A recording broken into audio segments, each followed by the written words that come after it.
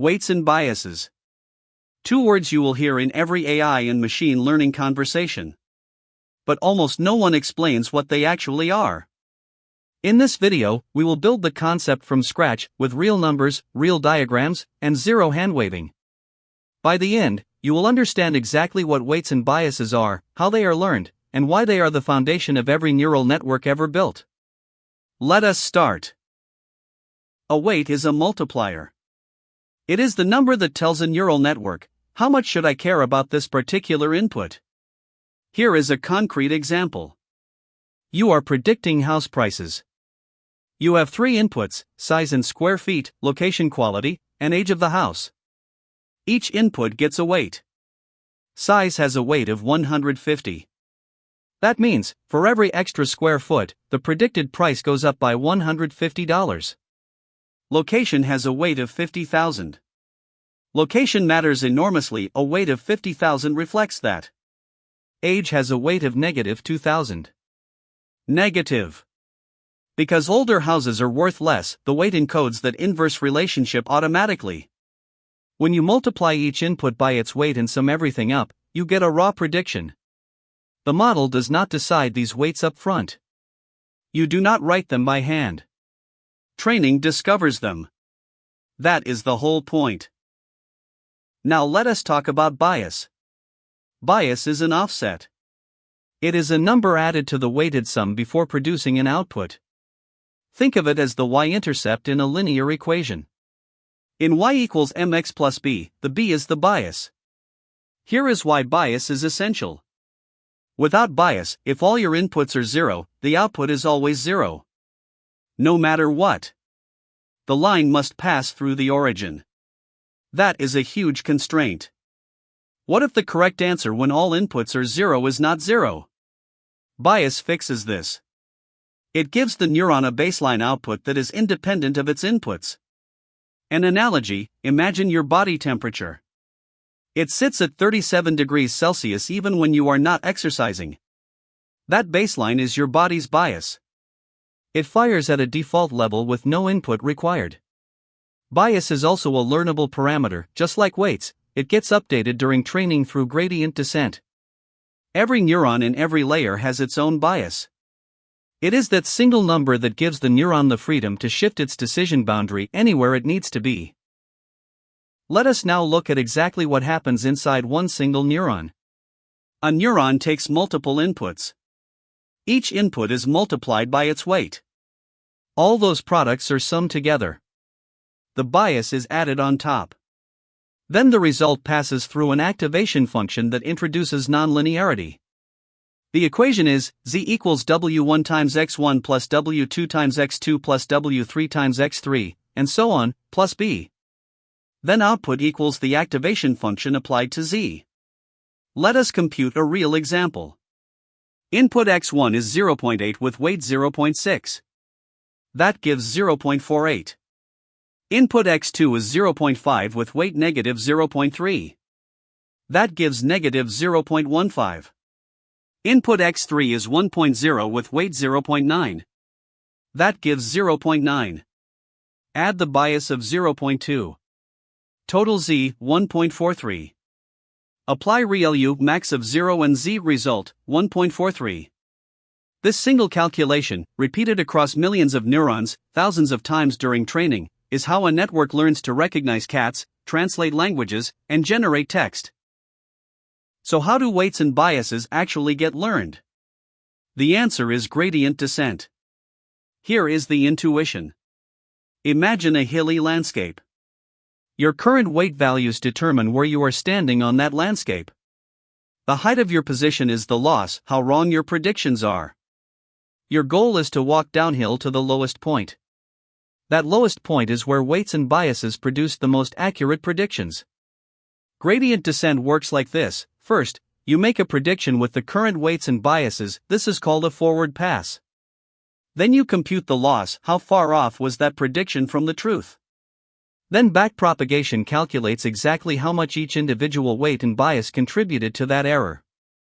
Finally, you nudge each weight and bias downhill by a tiny amount proportional to its gradient. The update rule is, new weight equals old weight, minus the learning rate times the gradient of the loss with respect to that weight. The same equation applies to bias. This cycle repeats thousands of times, on millions of examples. Each iteration, the weights and biases get a little bit better. After training, they have settled at values that produce the most accurate predictions possible on your data. Now let us zoom out and see weights across an entire network. A single layer in a neural network is a matrix operation. You have an input vector x, you multiply by a weight matrix w, and you add a bias vector b. Then apply the activation function. That is it. W times x plus b. Repeat this for every layer. In a tiny network with 3 input neurons, for hidden neurons, and 2 output neurons, the first weight matrix is 3 by 4, that is 12 weights. Plus 4 biases. The second matrix is 4 by 2, 8 weights, plus 2 biases. 26 parameters total in this tiny example. Now consider real networks. LeNet from 1998 has 60,000 parameters. ResNet 50 has 25 million. GPT-2 has 1.5 billion. GPT-4 is estimated at 1.8 trillion parameters. And every single one of those parameters is a weight or a bias found by training, not by human engineering. The math is the same at every scale. The numbers just get larger. Before training can even begin, you have to choose starting values for every weight and bias. This is called weight initialization, and it matters far more than most beginners realize. If you initialize all weights to 0, every neuron in a layer will compute identical outputs and identical gradients. They all update together. They all stay identical. The network never breaks symmetry. It effectively never learns. If you initialize weights too large, the activations become saturated, they push into the flat regions of sigmoid or tan functions, where gradients are essentially 0. Learning stops.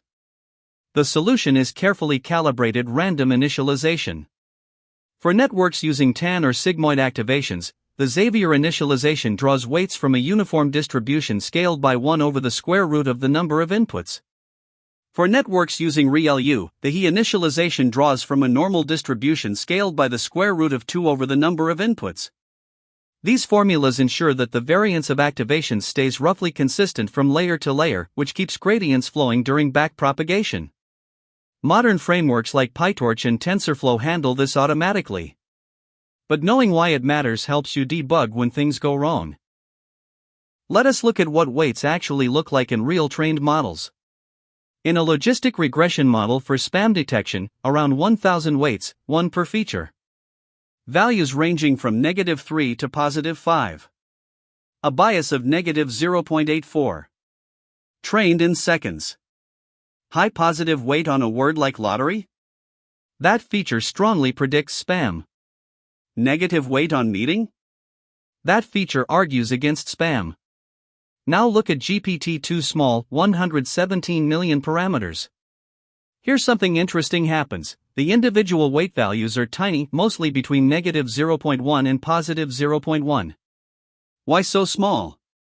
Because with hundreds of millions of weights multiplied across dozens of layers, even small values produce meaningful outputs. Large individual weights would cause activations to explode. The pattern holds across all deep networks. Individual weights are small, but the collective computation across millions of them is enormously expressive. This is also why transfer learning is so powerful. You can take those pre-trained weights from GPT-2 and use them as a starting point for your own task, instead of learning 117 million parameters from scratch. 3 things commonly go wrong with weights during training, and you need to know how to diagnose and fix each one. First, vanishing gradients. As you backpropagate error through many layers, the gradients get multiplied together repeatedly. If those multiplications keep producing numbers less than 1, the gradients shrink exponentially as they travel backwards through the network. Early layers receive near zero updates and effectively stop learning. The fix: use ReLU activation functions, He initialization, and batch normalization. Second, exploding gradients. The opposite problem: gradients grow exponentially instead of shrinking. Your loss function hits not a number and training collapses. The fix, gradient clipping, kept the gradient by its norm before applying the update. Third, overfitting. The weights memorize the training data instead of learning general patterns. Your training accuracy is high but validation accuracy is poor. The fix, L2 regularization, adds a penalty to the loss proportional to the sum of squared weights, forcing them to stay small in general. Dropout randomly zeroes out weights during training, preventing codependency. These three problems account for the majority of failed training runs. Diagnose them by watching your training curves, and apply the targeted fix for each. So here is the complete picture. A weight is a multiplier. It scales how much each input matters to a neuron's output. It is the strength of the connection. A bias is an offset. It shifts the neuron's output independent of its inputs. It gives the neuron a default firing level. Together, every neuron computes Z equals the sum of weight times input plus bias, then passes that through an activation function. A neural network is this computation, repeated across hundreds of layers and millions of neurons. Training is the process of finding the weight and bias values that minimize the error on your data. Gradient descent does this step by step, computing gradients, then nudging every weight and bias slightly downhill. Initialize weights with Xavier or he. Watch for vanishing gradients, exploding gradients, and overfitting. Use the right fixes for each. That is it. Every neural network ever built, from a simple logistic regression to GPT-4, is doing this exact thing, at different scales. If you want to go deeper on gradient descent, backpropagation, or how activation functions work, subscribe. Every week we go this deep.